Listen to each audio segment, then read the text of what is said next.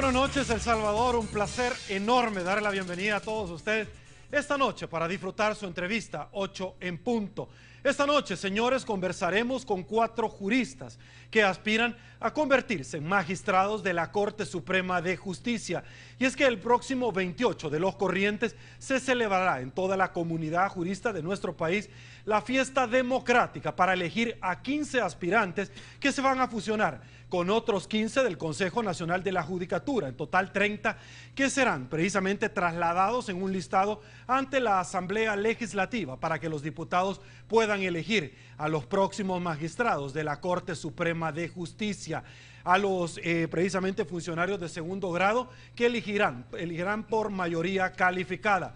Esta noche, con gusto, le damos la bienvenida al licenciado Sergio Luis Rivera. Un gusto tenerlo en su casa. Gracias por acompañarnos. Buenas noches, Sergio. Muchas gracias por invitarnos y poder exponer las propuestas de cara pues a la magistratura en la Corte Suprema de Justicia. Gracias a usted por hacernos parte de su agenda.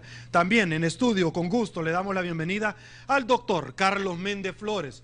Un gusto tenerlo acá, doctor. Gracias por acompañarnos. Gracias, Sergio. Buenas noches. Un gusto estar en tan distinguido programa y por supuesto estar acompañado de tan distinguidos colegas, el doctor Torres, el licenciado Campo y el licenciado Sergio Luis Rivera. Gracias a usted también por hacernos parte de su agenda, doctor. Con gusto le damos la bienvenida al licenciado Jaime Campos también. Un gusto tenerlo en su casa también, licenciado. Buenas noches, Sergio. Un saludo a todos los amigas y amigos televidentes. Y por supuesto al doctor Héctor Torres. Doctor, un gusto tenerlo en su casa, con el permiso del licenciado Campos. Gracias, Sergio. Es un placer estar en este canal 33 y más en su programa, que es bien visto en todo el país. Gracias a los 4, me honran, señores. De lujo el panel, sin lugar a dudas, de los caballeros, de los señorones que nos acompañan esta noche y que son una propuesta para irse a sumar precisamente al trabajo del órgano judicial en nuestro país. Antes de arrancar conociendo propuestas, cuál es su experticia, trayectoria y lo que van a ofertar, no solamente a la comunidad jurídica, sino que al pueblo salvadoreño, estos 4 caballeros que nos acompañan, saludamos a Banco Agrícola, quien hace posible el primer segmento noche tras noche de su entrevista, 8 en punto.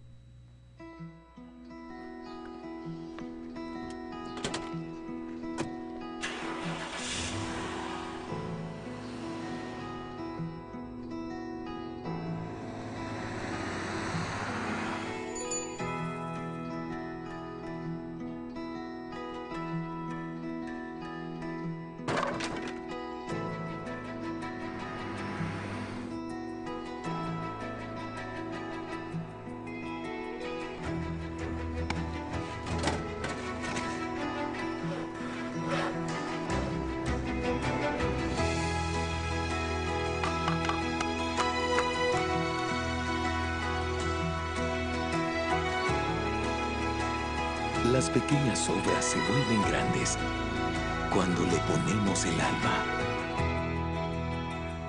Banco Agrícola, El Salvador, cuenta con nosotros. Y bueno, arrancamos, señores, de derecha a izquierda y arranco con el licenciado Sergio Luis Rivera. Prefiero que ustedes lo digan con su vasta experticia. Yo tengo los currículums de cada uno, las hojas de vida de los caballeros que nos acompañan esta noche. Y ciertamente ni 5 programas me bastarían para poder a detalle, para honrar a cada uno de los caballeros, poder dar a conocer en una forma bien extractada cada una de la trayectoria de ustedes. Arranco con usted, licenciado Sergio Luis Rivera. ¿Qué es lo que le ofrece en base a su trayectoria, no solamente a la comunidad jurídica, sino que al país entero? Por favor. Muchas gracias. Bueno, primero decir que yo tengo una trayectoria judicial por casi 25 años, también en la actividad docente de más o menos 19 años. Tiempo que en alguna medida me ha servido para conocer el quehacer de la Corte Suprema de Justicia, la importancia que tiene la Corte Suprema de Justicia para la gestación del Estado de Derecho. Desde esa perspectiva, parte de mi oferta es primero la experiencia, ¿verdad?, tomando en cuenta que la Corte Suprema de Justicia es un ente con una gama de competencias bastante compleja en el ámbito jurisdiccional, en el aspecto administrativo, lo cual requiere de personas que reúnan un perfil con varias características: honestidad, capacidad, competencia, transparencia, la capacidad de concertar, la capacidad de entendimiento, una visión de país. En tal sentido, pues, más o menos sobre esa base, pues, va mi propuesta.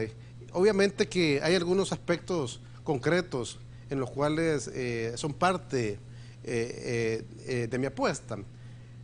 Por ejemplo, tomando en cuenta que el trabajo de la Corte es inmenso y que eso hace que en alguna medida la gente sienta de que es bastante engorroso, yo advierto de que habría que descentralizar muchas funciones, desligar muchas funciones administrativas que tiene la Corte y plantearse una reforma constitucional que requiere pues un análisis serio. Eso como primer punto. Perfecto. Voy con usted, doctor Carlos Méndez Flores, de vasta trayectoria, un hombre no solamente ligado dentro del quehacer de la carrera y el ejercicio liberal de la profesión, un hombre ligado que ha dado mucho aporte al balompié salvadoreño, no solamente como presidente de la primera división de clubes, sino que también del equipo, de nuestros amores, de todos aquellos que somos oriundos precisamente de Usulután. Luis Ángel Firpo, ¿qué le ofrece usted no solamente a la Corte, al país entero, doctor?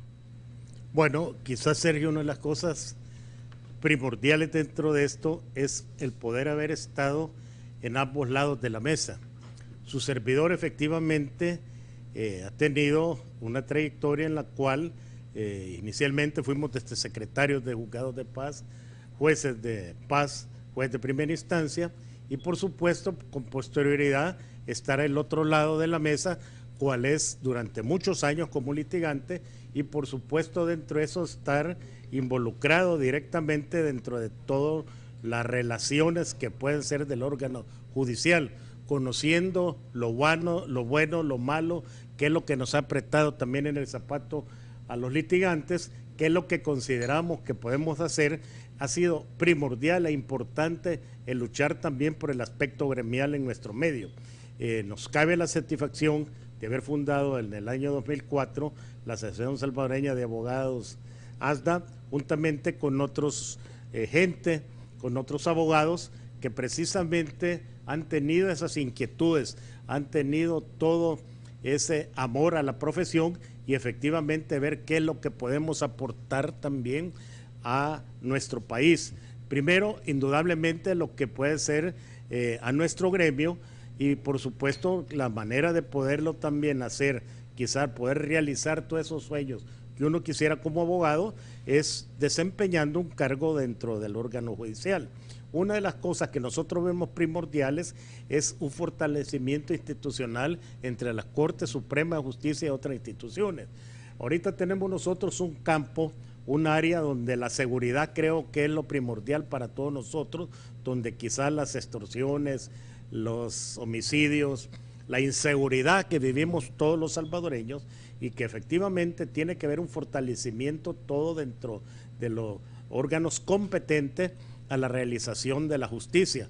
Para ello tiene que haber un fortalecimiento institucional entre la Corte Suprema de Justicia, Policía Nacional, Fiscalía General de la República, Procuraduría, tanto General de la República como Derechos Humanos y todas aquellas instituciones, Ministerio de Seguridad, que tienen que ver estas instituciones para poder realizar algo que sea en beneficio de toda la población. Yo creo que el quehacer que tiene todo ese órgano judicial y que quizás esa dicha que tenemos los abogados de tener un órgano solo para nosotros como es el Poder Judicial, creo que la mejor manera de poder desarrollar todas estas inquietudes, todas estas ideas, todos estos ideales es a través de poder servir mediante el cargo de magistrado de la Corte Suprema de Justicia. Yo sé que hay muy buenos elementos también que van de candidatos y que efectivamente llevan esos ideales, pero lo que es primordial, que nunca se olviden también de los ideales y que haya todo eso también la transparencia en la administración de justicia. Hay un campo que tal vez, Sergio, creo yo que muchas veces no le hemos dado la importancia de vida, cuál es para luchar que tengamos los centros judiciales propios, que se dejen de andar arrendando casas y que desarrollemos complejos que puedan ser de beneficio tanto para los empleados públicos como para los litigantes mediante estacionamientos, parqueos que podrán ser secundarios, pero que son de mucha importancia. Por supuesto que son de mucha importancia. Voy con el hombre del acceso a la información pública, licenciado Campos. Ya lo había saludado, pero también deseo obviamente que nos participe. ¿Cuál es parte de su trayectoria? Que debo de ser honrado. Antes de que usted viniera acá, yo le solicité un documento que ya me llegó por correo, donde yo le preguntaba, ¿cómo le va a hacer con el cargo que desempeña hoy por hoy en el Instituto de Acceso a la Información Pública? Y usted ya me hizo llegar este documento, lo quiero hacer del conocimiento de todo el público televidente, porque usted ha pedido permiso precisamente para ser parte de, de esta pretensión, de esta fiesta cívica electoral de los abogados. Efectivamente, Sergio, yo ofrezco transparencia en el órgano judicial y una clave importante de esto es la rendición de cuentas que como servidores públicos le debemos a la población.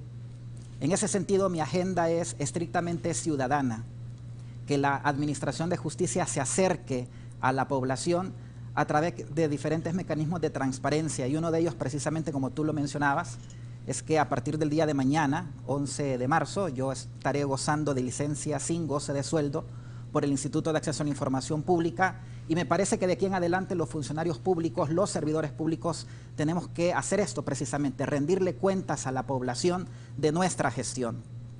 Tengo más de 9 años de experiencia en el órgano judicial, escalando diferentes niveles, desde juzgado de primera instancia, cámara de segunda instancia, y finalmente fui coordinador del área de Derecho de Familia en la Sala de lo Civil. Me he desempeñado por más de 8 años en el ejercicio de la profesión como litigante. He estado de ambos lados del mostrador, conozco ambas realidades y también conozco parte del derecho administrativo por haber sido asesor del Ministerio de Agricultura y Ganadería, de la Comisión Ejecutiva Portuaria Autónoma, director propietario del Banco de Fomento Agropecuario, y la última bendición de Dios, que es ser comisionado del Instituto de Acceso a la Información Pública, y traigo como un eje transversal de mi candidatura y como propuesta la transparencia y el acceso a la información pública del órgano judicial, para que la gente se entere qué es lo que se hace adentro del órgano judicial. Perfecto. Doctor Héctor Torres, conocer un poquito también de su vasta trayectoria, que yo lo dije, cada uno de ustedes me hizo llegar su currículum y verdaderamente es impresionante la experticia que han asignado. Por favor. Gracias, Sergio. Yo parto con un lema en esta campaña: experiencia, imparcialidad y respeto a la profesión. ¿Por qué digo experiencia? Tengo alrededor de 28, 30 años de pertenecer al órgano judicial, desde colaborador jurídico, juez de paz, juez de primera instancia y magistrado de cámara. Últimamente, director de la Escuela de Capacitación Judicial del Consejo Nacional de la Judicatura, con unos 25 años de docencia universitaria, y hoy como abogado en ejercicio de la profesión por más de 10 años. En alguna medida, con esta experiencia que he dicho, conozco los problemas que afronta el órgano judicial, y no solo el órgano judicial, sino que los abogados en ejercicio. En ese sentido, ello me da la facultad para poder resolver esos problemas que tenemos en el órgano judicial y tanto en la administración de justicia con nuestros abogados en ejercicio. Tengo propuestas puntuales en mi trabajo como magistrado de Corte Suprema de Justicia. Una, que es la vital descentralización de los servicios administrativos de la Corte Suprema de Justicia. Tenemos que hacer para la zona oriental, la zona paracentral y la zona occidental también tengan su sede para realizar su función administrativa. En segundo lugar, tengo la regulación del examen de notariado. Y no solo el examen, sino que también el servicio para los notarios en todo el país. Y en tercer lugar, como tercer punto, diría yo, dotar a los funcionarios judiciales y a sus colaboradores del material humano suficiente, de las herramientas necesarias para desarrollar una mejor labor en la administración de justicia. Ahí se encierra más que todo los puntos, las propuestas fundamentales que tengo, Sergio, para ser magistrado de Corte Suprema de Justicia. Perfecto, señores, como primer punto, al regresar vamos a dar paso a publicidad. Vamos a conocer de cada uno de los caballeros cuáles son las propuestas y, por supuesto, en alguna medida, qué los llevó a tomar parte de un listado y ser aspiracionalmente parte de aquellos que van a elegir para llegar a la Corte Suprema de Justicia. Pausa en 8 en punto. Volvemos.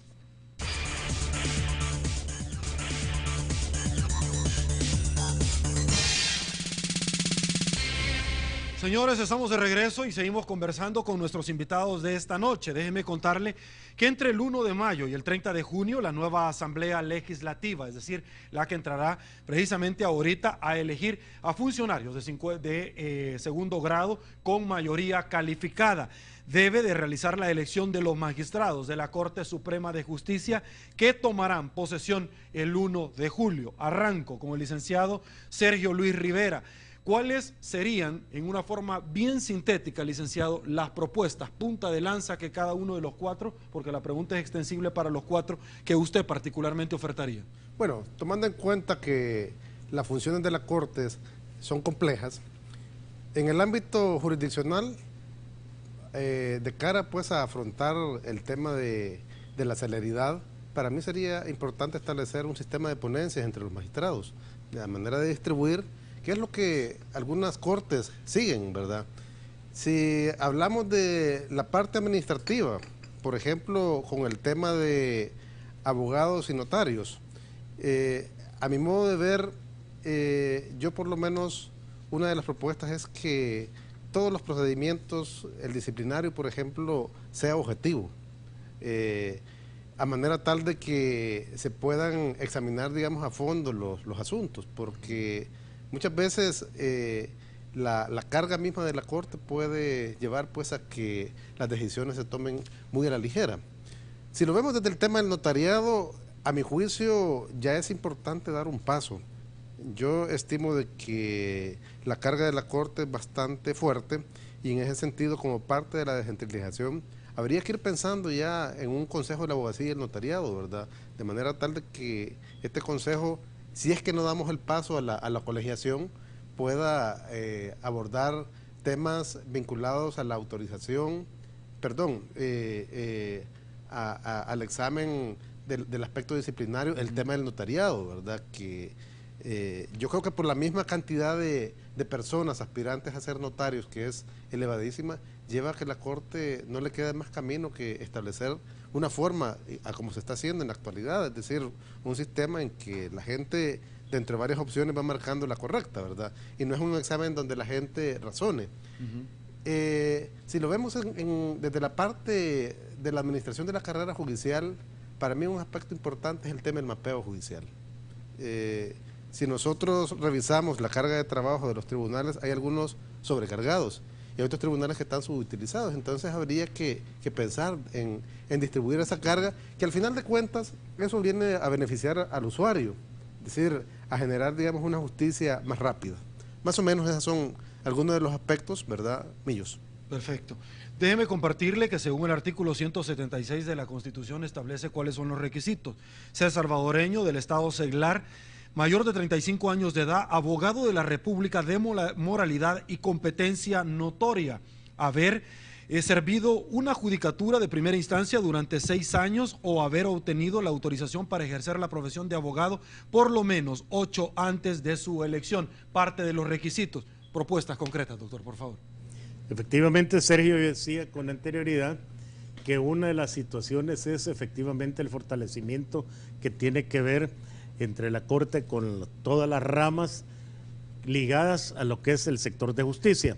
Reitero, Fiscalía, Policía Nacional, Procuraduría y por supuesto Ministerio de Justicia. Luego tenemos que luchar también para que la Corte tenga sus sedes locales, ver cómo efectivamente se van desarrollando o adquiriendo terreno para poder hacer sus propios edificios, que no haya esa diversidad que existe hoy, donde nos tengamos que desplazar, que en una casa está tal tribunal, que en otra está otro, y que todo viene a dañar tanto para el usuario, para nosotros los litigantes, que nos tengamos que estar desplazando de lugar a lugar, que esto se puede ir centralizando, adquiriendo terrenos y llegando a una construcción y por supuesto, como decía, con toda aquello vale daño competente en beneficio tanto del usuario, empleados y litigantes. Dicho en otras palabras, que también tengan el acceso, que tengan la suficiente facilidad para que todos los que van en vehículos puedan poder estacionar sus vehículos ahí. Hoy hay gran cantidad de empleados judiciales que no saben ni dónde poner los vehículos, mucho menos diéramos los litigantes. Coincidimos, y hoy otras propuestas también de que mencionaban acá, la transparencia del órgano judicial tiene que ser primordial e importante. Yo creo que en toda rama, algo que es fundamental es que haya una transparencia en todo. Eso es importante. Luego se tiene que buscar la optimización de los recursos, que haya de veras una eficacia en todos los recursos que tiene la Corte, para beneficio de todos, incluso de tanto el personal como el desarrollo que puede ser el empleado. Aquí hay juzgados donde falta, y parece mentira, que les faltan cosas elementales. Y como muy bien decía también Sergio, venir a buscar una redistribución, porque hay tribunales que están sobrecargados y otros donde tal vez el movimiento es completamente muy leve, muy frágil, casi no tiene mucho movimiento. Entonces yo creo que tiene que ver y buscarse una redistribución. En lo que respecta al notariado, si bien es cierto, nosotros antes, cuando era automático, cuando salíamos de abogado, hoy ese sistema que tiene notariado, yo creo que tenemos que cambiar de procedimiento. ¿En qué consisten los exámenes? El examen no tiene más que una razón: el ver si efectivamente la persona está capacitada, tiene conocimiento sobre esa materia. La verdad que tal como está diseñado ahorita el examen de la ley para poder optar al notariado, no tiene esa finalidad, sino que no es un examen en donde efectivamente hay una valorización de conocimientos de la persona, si ha estudiado o no, sino que es un procedimiento muchas veces hasta capcioso, aleatorio, donde no es valorativo de lo que tiene que ser el conocimiento, el estudio que ha tenido la persona para poder hacer el notariado. Yo todavía me basaría más. Hay una situación que es básica máxima en el notariado. ¿Cuál es la ética? Porque el notariado es lo más delicado que puede haber. Y acordémonos que está dando la fe pública. El tener la fe pública, el funcionario ese, efectivamente es una situación que tenemos que saber hacer uso de ello. Y para ello tenemos que tener la ética, y no como hoy, en donde muchas veces, lamentablemente hay que decirlo, hay personas, hay colegas que no hacen uso de esa ética y que nos afecta a todos. Perfecto. El artículo 186, señores, establece la carrera judicial. Los magistrados de la Corte Suprema de Justicia serán elegidos por la Asamblea Legislativa, como ya con antelación lo habíamos expresado, para un periodo de 9 años. Podrán ser reelectos y se renovarán por terceras partes cada 3 años. Propuestas concretas, licenciado Campos, por favor. Como te dije, Sergio, mi agenda es estrictamente ciudadana. Estoy profundamente convencido que el último fin de la administración y del sistema de justicia es la persona, es el ciudadano, es la población, y es a ellos hacia quienes nos servimos.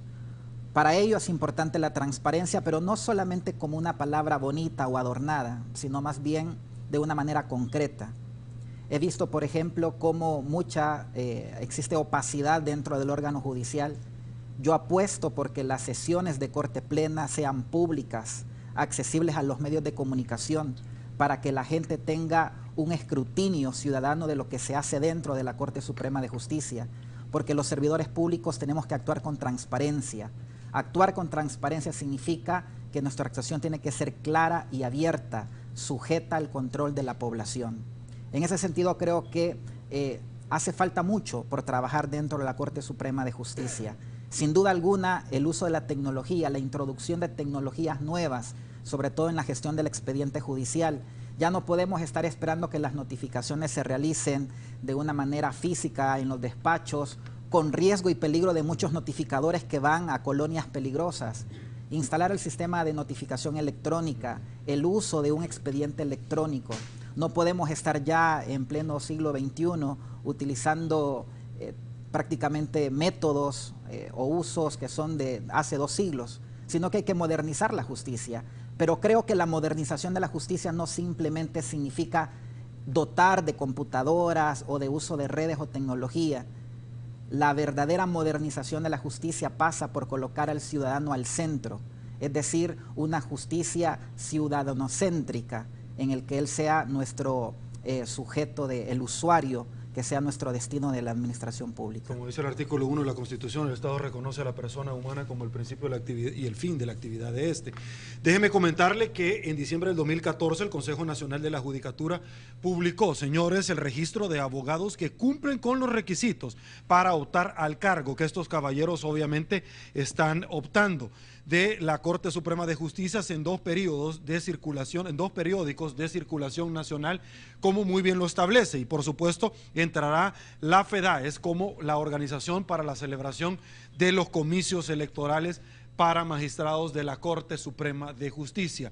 Doctor, voy con usted, Héctor Torres, conociendo puntualmente cuáles son la articulación de propuestas que usted le haría a la ciudadanía. Sí, yo anteriormente le dije que tenía propuestas puntuales que desarrollar en una administración como magistrado de Corte Suprema de Justicia. Primera, la descentralización administrativa de los servicios de la Corte. Para un ejemplo que pudiera decirle por qué de esto, solo fijémonos nosotros en un abogado de Huachapán, uno de la Unión, que quiere sacar el carnet de abogado. Viene, presenta su solicitud y le dice, regrese dentro de 5 días hábiles, puede hacer que esté. Entonces, definitivamente, ¿cuánto costo le da al abogado en ejercicio una situación de esa? Ya no, esa es una cosa, digamos, sencilla. Digamos la sección de notariado de la Corte Suprema de Justicia. Un notario necesita un testimonio de escritura pública que va a ser prueba en un expediente judicial y resulta que usted lo solicita y a veces pasan 9 meses y la sección de notariado no entrega ese testimonio. Total, perdió el juicio. Son situaciones muy normales que se pueden regular. En segundo lugar, hablábamos del examen de notariado. Ese examen de notariado hay que estructurarlo en una manera diferente, con preguntas que haya uniformidad en las preguntas, porque vemos un examen de una manera, otro de otro, y no es así. Ahora, otra cosa, ese examen por lo menos debe hacerse una vez al año. Acordémonos que estuvimos un tiempo que casi 6 años sin hacer el examen de notariado y por eso es que hay muchos notarios que no se ha podido hacer el examen. En tercer lugar, le decía yo, proporcionarle a los funcionarios judiciales, a los colaboradores, las herramientas necesarias para poder administrar justicia en forma más exitosa. Claro que son situaciones que con la experiencia se pueden perfectamente lograr. Y perdón que precisamente lo aprovecha usted, doctor Torres, porque usted, al igual que los otros caballeros, se expresaron sobre el examen del notariado y lo que pasa es que yo parto de un debido proceso.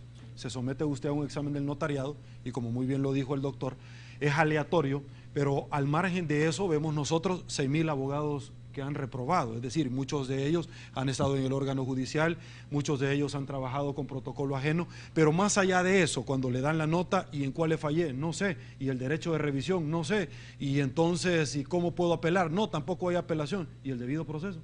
Por eso dije yo, hay que regular estrictamente el examen del ejercicio notarial de la justicia. Perfecto. Señores, acompáñenos. Publicidad. En el siguiente segmento vamos a abordar en alguna medida cuestionantes a la Corte Suprema de Justicia y por qué los 4 caballeros honorables desean precisamente ingresar a este órgano del Estado. Pausa. Volvemos.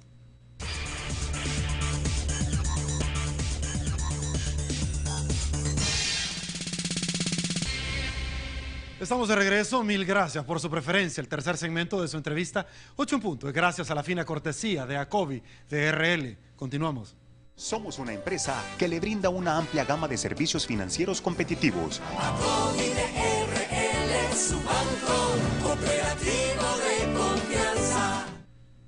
Señores, arrancamos este segmento bajo la premisa o la pregunta ¿qué los llevó a los 4 caballeros a tomar la decisión de participar en este evento electoral? Y yo quiero partir honradamente diciendo que la Corte en alguna medida señalada, los jueces en alguna medida, cuando dicen, mire, la sección de investigación judicial tiene una gran cantidad de denuncias, y yo debo de ser honrado, un tema es lo penal y otro tema es lo administrativo, porque el licenciado Luis Rivera, precisamente en el ejercicio de estas funciones de la judicatura, no me dejará mentir que en una resolución nunca se puede, la mayoría de casos, quedar bien con todas las partes.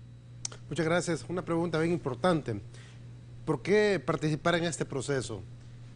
Bueno, de mi parte, yo vengo teniendo una labor dentro del órgano judicial por casi 25 años, desde colaborador de juzgado de lo penal, de cámara de lo penal, luego juez de paz, juez de tribunal de sentencia, desde el 2006 fungiendo como magistrado de cámara.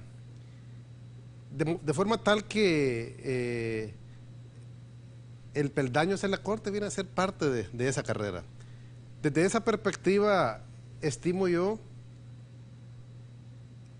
que este 28 de marzo los abogados deben de acudir y apoyar a aquellos candidatos que reúnan el perfil que se requiere en un magistrado de corte. Como tú muy bien lo apuntabas, Sergio, en algunos segmentos el trabajo de la Corte deja algunos sinsabores. Y en esto es importante indicar que no es responsabilidad exclusiva de los magistrados, sino que este es un tema estructural. La Corte viene a ser, digamos, como un monstruo que tiene una infinidad de competencias, mientras los tribunales ordinarios han ido creciendo para dar cobertura, la Corte ha sido siendo el mismo tribunal y la cantidad de trabajo ha ido creciendo. Entonces, desde esa perspectiva, yo creo de que es importante hacer alguna revisión en muchos ámbitos, y yo insisto, para mí el tema de centralizar algunas funciones que tiene la Corte, creo yo que es un aspecto que es urgente revisarlo, ¿verdad? Porque yo les digo, el problema del examen de notariado, yo creo que si las cosas siguen igual, va a ser lo mismo. Imagínense ustedes que el magistrado de corte tiene una carga jurisdiccional fuerte, una carga administrativa fuerte, también una función administrativa que abarca una gama de aspectos que lleva a que parezca lento. Pero yo se los digo, el magistrado de corte tiene una cantidad de trabajo que pasa atiborrado por ello, ¿verdad? Y insisto, si al final de cuentas el fin último del trabajo de la Corte es el ciudadano común, yo creo que es importante replantear. Y esto también lleva a que los abogados el 28 de marzo pongan un ojo crítico y sepan de que el perfil del magistrado requiere de un hombre con una capacidad de trabajo, con una capacidad de entenderse, una capacidad de acceder a escuchar a los demás, porque hay que pensar, el país requiere decisiones muy sabias y la sabiduría tiene como punta de partida escuchar a los demás, y ese estilo creo que hay que verlo en cada uno de los candidatos. Perfecto. Voy con usted, doctor Carlos Méndez Flores, por favor. Sí, quizás Sergio, dentro de todo esto, hay veces uno como abogado tiene ideales y quisiera cada vez que se perfeccionaran más las cosas. Concretamente en lo que es en nuestra rama, en nuestra profesión, en lo que es la Corte, abarcando todo lo que es el órgano judicial, definitivamente hay temas que son bien importantes. Usted tocaba el tema, por ejemplo, de la sección de investigación judicial. Hay veces hay denuncias que tienen razón, otras que no, pero tal vez sin llegar a ello, y lo que hemos estado en ambos lados de la mesa, y que tenemos todo aquel quehacer diario, y que vamos quizás sintiendo muchas veces aquellos que se están no aplicando justicia, porque aquí tenemos que diferenciar dos situaciones. Hay un montón de gente que opinan sin conocer los casos, que gente que no son ni abogados y están planteando y opinando y dando soluciones y haciendo críticas a funcionarios sin conocer. Si nosotros los abogados, por lo menos los abogados responsables, no podemos opinar de un caso o dar algún criterio si no lo conocemos, si no hemos visto, porque hay tanta cosa subjetiva, tanto elemento que hay que conocer para poder opinar. Muchas veces, si no somos parte, es bien difícil, por lo que puede salir una noticia que puede ser tal vez bastante sensacionalista, para poder satisfacer lo que puede ser tal vez un público solo para que sea vendida esa noticia, y que no conocemos el fondo de ello. Yo creo que hay momentos en que también tenemos que dar apoyo a jueces que muy valientemente toman resoluciones que son difíciles, atrevidas y que pueden ser objeto de críticas, y saber condenar todos aquellos jueces, porque todos creo que hemos sufrido, y que cualquiera, tú también como litigante sabes, que si a uno pierde un juicio, pero si es bien fundamentado, bien razonado, hombre, no tiene más que aceptar. Pero aquí hay un montón de cosas, y perdóname que lo hemos sufrido, de funcionarios que desechan una ignorancia absoluta, que dan también quizás lugar a pensar que hay otro tipo de interés para poder ese tipo de resoluciones. Y contra ello hay que ser enérgico, porque tú muy bien decías, de todo hay en la viña del Señor. Y efectivamente, la 95, 99% puede ser bueno. Pero que ese 1%, tenemos que ser también lo suficientemente decididos y valientes y depurar a esas personas, cueste lo que cueste. Y eso es la manera, quizás, los ideales también que a uno lo mueven a poder aspirar para poder mejorar todo este montón de situaciones que quizás creemos que podemos tener todavía un órgano judicial más aledaño, más quizás acorde a lo que nosotros quisiéramos como abogados, quizás a lo mejor hasta cosas ideales, pero que sí lo podemos lograr mientras hay ese sacrificio, mientras hay ese ímpetu de personas que creemos que lo podemos hacer. Perfecto. Licenciado Campos, también la misma pregunta para usted, por favor. Sí. Quiero ser magistrado a la Corte Suprema de Justicia porque deseo devolverle confianza y credibilidad a la población en las instituciones del Estado. Y esto lo puedo hablar con propiedad, ya que esta plataforma de estar 2 años ya en el cargo como comisionado del Instituto de Acceso a la Información Pública me ha permitido detectar que en El Salvador hay pocas instituciones que realmente funcionan. Y una de ellas es precisamente el Instituto de Acceso a la Información Pública. Esta experiencia quiero trasladarla a la Corte Suprema de Justicia porque considero que es muy importante que se ponga, como he dicho, al ciudadano como el centro de la actividad del Estado.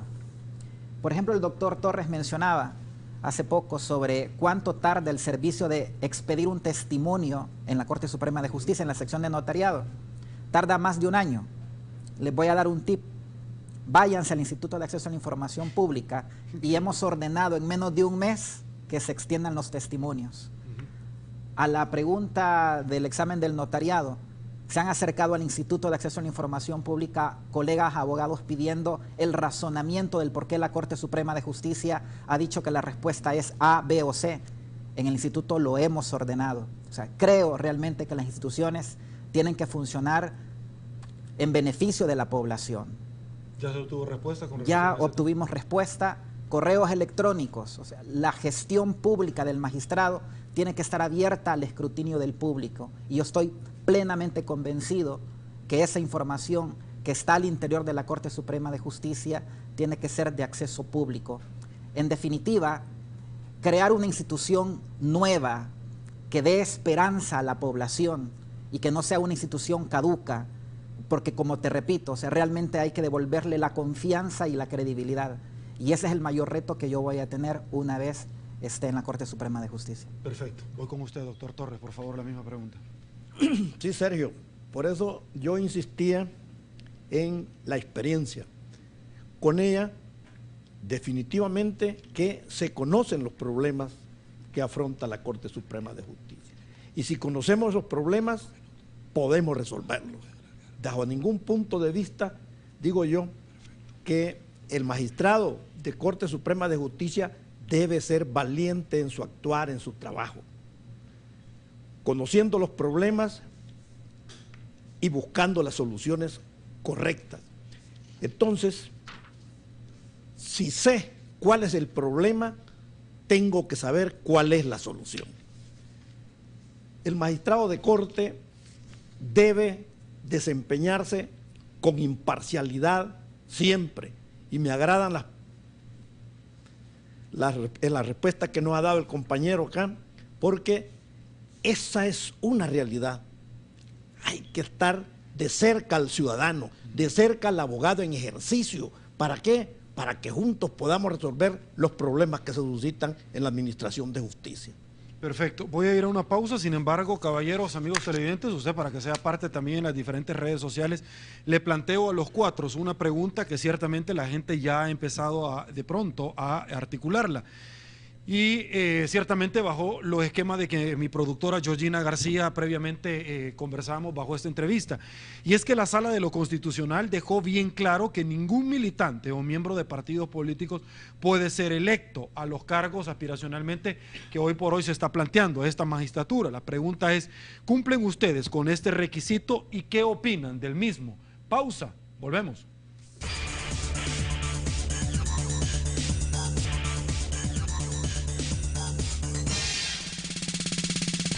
Estamos de regreso, muchísimas gracias por su preferencia. Déjeme comentarle rápidamente los hechos cronológicos. En febrero del 26 al 27 se da la inscripción de los candidatos a la elección en Comento por parte de FEDAES. El 28 de marzo se va a realizar la elección, señores, y por supuesto vamos a tener una cobertura nosotros. En marzo y abril se da la selección en el Consejo Nacional de la Judicatura para posteriormente, entre el 1 de mayo y el 30 de junio, la nueva Asamblea Legislativa deberá realizar la elección de los magistrados, de los cuales van a entrar o tomar en posesión de su cargo el 1 de julio. Ya había dejado sentada la pregunta y la vuelvo a articular para usted, si recién nos sintoniza. Ya la Sala de lo Constitucional dejó bien claro que ningún militante o miembro de partidos políticos puede ser electo. ¿Cumplen ustedes, caballeros, con este requisito? Y por supuesto, ¿qué opinan? Arranco con usted, licenciado Rivera. Bueno, de mi parte, pues yo no pertenezco ni he pertenecido a ningún partido político. La verdad es que desde que cursé mi carrera, he venido trabajando en el órgano judicial y luego me vinculo a la carrera judicial, la cual pues es incompatible con la pertenencia a un partido político. Ahora, con el tema de la opinión, bueno, este es un tema bastante discutible y polémico, ¿verdad? En tanto que el tema de la pertenencia no ha sido un tema, digamos, que en otros países, digamos, haya excluido. Yo, por ejemplo, he visto en algunos países donde han habido presidentes de corte, ¿verdad?, que han pertenecido a un partido político, Costa Rica, aquí en El Salvador. Pero desde el momento en que la Sala Constitucional establece, pues, de que no debe pertenecer, pues bueno, hay que atendernos, porque esa es la lectura que ha hecho el Tribunal Máximo. Perfecto. Doctor Méndez, voy con usted, por favor, su opinión. Sí, quizás cuando presentamos la solicitud y los requisitos que teníamos era precisamente el no pertenecer y no estar afiliado a ningún partido político. Y esa fue una de las constancias que la FEDAES nos hizo que cumpliéramos con ello, y para ello presentamos una declaración jurada en la cual todos manifestamos que efectivamente no estamos afiliados a ningún partido político. Yo comparto con lo que dice el licenciado Sergio Luis Rivera, que ya el fondo de esto, del hecho de lo que en lo que haya basado, fundamentado la Sala de lo Constitucional esta resolución, pues es un punto interesante para debatirlo jurídicamente, pero que por de pronto lo que queda es cumplir y como un mandato de parte de la Sala de lo Constitucional. Perfecto. Licenciado Campos, voy con su persona. Sí, la intención de la Sala de lo Constitucional evidentemente es sana, en el sentido de garantizar la independencia del funcionario público, en este caso del magistrado de Corte Suprema de Justicia. La discusión está puesta sobre la mesa, sin duda alguna el tema de afiliación partidaria, viéndolo desde acceso a la información pública, es un dato personal sensible, es decir, que pertenece a la persona y la persona tiene que dar su consentimiento. Sin embargo, desde el momento que estamos concursando para un cargo público, tenemos que exponernos como funcionarios o como futuros funcionarios a esa decisión de la sala. Creo que sin duda alguna marca un hito importante en la historia de nuestro país para garantizar la independencia judicial. Doctor Torres, su opinión, por favor. Mi opinión es que la Sala de lo Constitucional ha sido valiente en dar una resolución de esa naturaleza. ¿Por qué? porque efectivamente habrá que desligar totalmente el actuar judicial de la situación política nacional. Usted no es parte de ningún partido político. No pertenezco a ningún partido político. Perfecto. Tengo todavía, señores, un poco más de tiempo, pero rápidamente, porque estamos en el término. ¿Por qué deberían de votar? ¿Por qué deberían de escogerlo a usted? Y por supuesto, estamos en el plazo para que usted pida el voto. Y cada uno de los caballeros que nos acompañan.